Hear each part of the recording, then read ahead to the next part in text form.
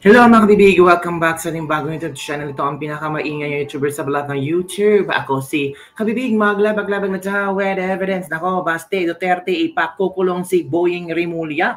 Kinasuhan ng patong-patong na kaso mga kabibig na sabi ng iba, baka habang buhay yan makukulong. Ay, grabe naman. Kasi akala ni Boying na si Senator Amy lang ang posibleng magkaso sa kanya, tapos binasura ito ng ombudsman. Hindi alam ni Boying Rimulya na sa araw na ito ay kakasuhan siya ni Baste Duterte at madaming kaso, multiple cases ang isinampa ni Baste Duterte sa ombudsman din. So mahihirapan si Boying Rimulya na kumuha talaga ng clearance. Akala ni Boying Rimulya na it's the end of Amy Marcos na mga kaso sa ombudsman. Hindi pala mga kambibig. Ngayon lang pala ang simula ng di umano'y matataranta na si Boying Rimulya kung ano ang kayang gagawin. Yes, sa araw na ito kabibig, kasama si Attorney Torion mga kabibig, kung saan nagsumiti na sila ng mga kasong isinampa ni Boying Rimulya. Hindi lang si Boying Rimulya kabibig, marami ang kinasuhan. Ito, formal na naghain ng kaso si Acting Mayor Sebastian Baste Duterte laban sa ilang matataas na opisyal ng pamahalaan sa Office of the Ombudsman sa Davao City. O sa Davao City ito, halata. Davao City isinampa ni Baste sa Office of the Ombudsman sa Davao City. Sa pamamagitan ng kanyang mga abogado si Attorney Israelito Torion, Attorney Martin Delgra, Attorney Dina Tolentino Fuentes at Attorney Leo Delgra, inihain ang mga kasong kriminal at administratibo. Nako, inihain mga kasong kriminal at administratibo. Kabilang sa mga reklamong inihain ang umano'y kidnapping. Nako, mabigat na kaso itong kidnapping, arbitrary detention, at iba pang paglabag sa batas. So patong-patong na pala ang kaso na isinampa ni Baste Duterte sa ombudsman sa Davao City. Ang mga inireklamong opisyal, sina Secretary Juan Victor John Vic Rimulya, Secretary Gilbert Teodoro, ay nako si Teodoro na nasali na, Eduardo Anyo, Secretary Jesus Crispin Rimulya, Yusek Nicolas Alex LT, Brigadier General Romel Francisco Marbil, Major General Nicolas De Loso Torre III, Marcos V. Lacalinao, Anthony D. Alcantara, Richard Anthony Fadolon, Brigadier General Jean Fajardo at iba pa. So madami pala ang sinampahan ng kaso ni Baste Duterte. Nako, ito kidnapping, 8 counts. Naku, grabe. Under Article 267 of the Revised Penal Code, arbitrary detention, 8 counts. Naku. Under Article 124 of the Revised Penal Code, violation of Section 4 in relation to Section 12, RA number 9745. Qualified direct assault under Article 148 of the Revised Penal Code, expulsion under Article 127 of the Revised Penal Code, and a violation of Section 4 of RA number 74382 counts. Usurpation of judicial functions, Article 241 of the Revised Penal Code, violation of Section 3 of RA 3019, and violation of Section 3, mga kabibig. So, madami pala. Grabe yun ha. 8 counts, 2 counts. Yung kidnapping, ilan ba? 8 counts ang ikinaso nila. So, paano yan? Paano makakalusot si Boying Rimulya na meron namang bago namang kaso siya kasama yung ilan na kinasuhan ni Sebastian Duterte? Grabe mga kabibig. As in, shocking itong araw na to. Sino bang mag-aakala na si si Baste ang magpa-file ng kaso kina Rimulya? Hindi naman shocking lang ito. Grabe pala kabibig.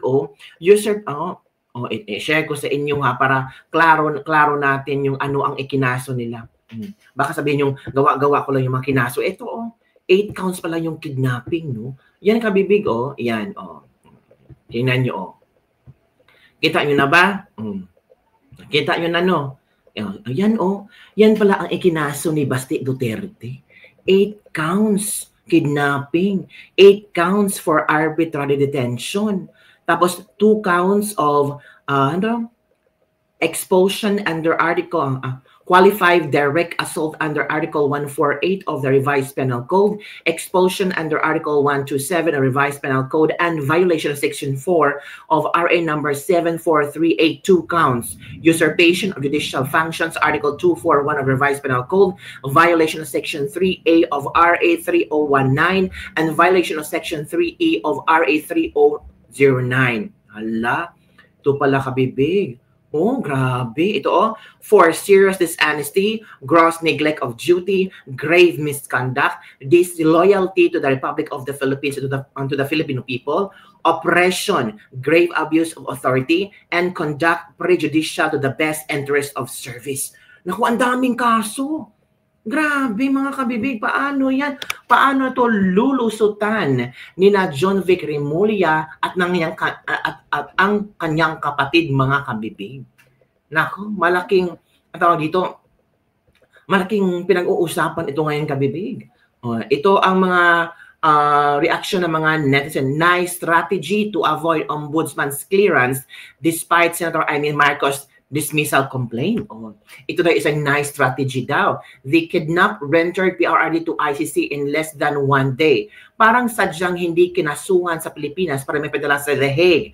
Ang mga contractors, DPWH officials, and possibly members of Congress involved in confirmed coast flood control projects, wala pa rin nakasuhan, na aresto. Si PRRD pinagplanuhan, pinagkaisahan habang pinagsamantalahan nila ang kaban ng bayan. Bagong Pilipinas nga ba? Yes, idiin pa yung Boying Remulla, hindi maging ombudsman. Go Basti. With a new case filed against him before the ombudsman by Mayor Basti Duterte, Secretary Boying Remulla cannot be cleared in time for the final deliberation of ombudsman shortlist, which is on September 18 or on Thursday. Everything in God's perfect. Pero baka i-move na naman nila yung petsa, kung kailan ang deliberation. Alam niyo na, di ba? Alam niyo na ang mga estratehiya nila, di ba?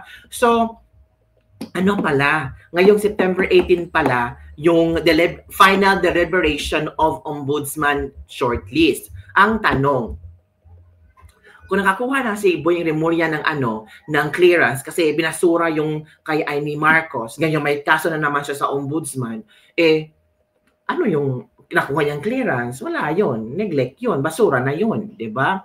We therefore conclude no appointment for Remulla as ombudsman mga kabibig. Di ba? Paano na yan? Ilaban lang sa panahon ngayon, di pwedeng magpakabait. Ngipin sa ngipin ang labanan, mananagot ang mga hayop na nagpadala kay Tati Digong sa ICC. Acting mayor pa lang yan ha, paano pa kayo maging presidente yan? Baka mag-alanipal na yung Pinas. Ay nako, grabe naman yung iniisip mo, alanipal. Sabihan mo yan kay BBM, baka later on mag-alanipal na ang Pilipinas dahil kay BBM. It will be a forum shopping. It was dismissed already, though it will be against double jeopardy. Only the lawyer will benefit. Sabi ni Butch Udang. Kaka-clear pa lang ng ombudsman kay may parating na agad. Iyak na naman yung Bonjing. Kala niya siguro tuloy-tuloy na ang pag-a-appoint sa kanya. Ano pa ipinaglalaban nyo? Kahit tag-aral pa kayo ng batas, wala na rin yung kayo magagawa. Noon panahon yun, sana inayos nyo at binayan nila lahat ng biktima ni AGK. Ay, AGK na naman tayo mga kabibing. Tama lang yan, Mayor Baste.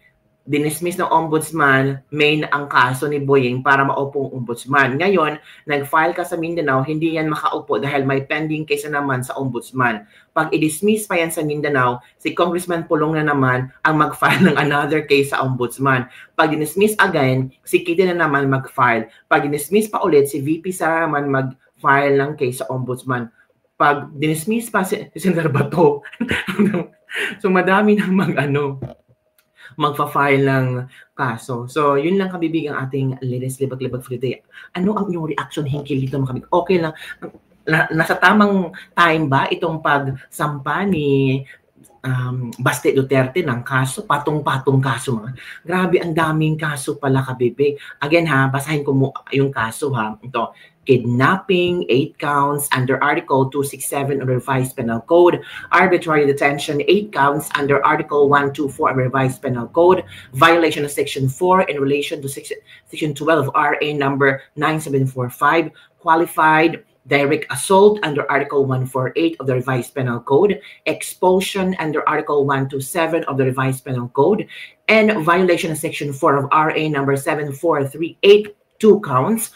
Usurpation of judicial functions of Article 241 of the Revised Penal Code, violation of Section 3A of RA 3019, and violation of Section 3E of RA 3019. Ombudsman A, for serious dishonesty, gross neglect of duty, grave misconduct, disloyalty to the Republic of the Philippines and to the Filipino people, oppression, grave abuse of authority, and conduct prejudicial to the best interest of the service. So, yun kabibig. Yun ang mangyayari ngayon kay Boying Remulla. Another kaso na naman. Do you think mababasura ito? Ombudsman sa Mindanao. Tingnan natin mga kabibig sa sunod na kabanata tungkol dito. So yun ang pag-ibig. Don't forget to like, subscribe, and share this video. Bye everyone. See you next time.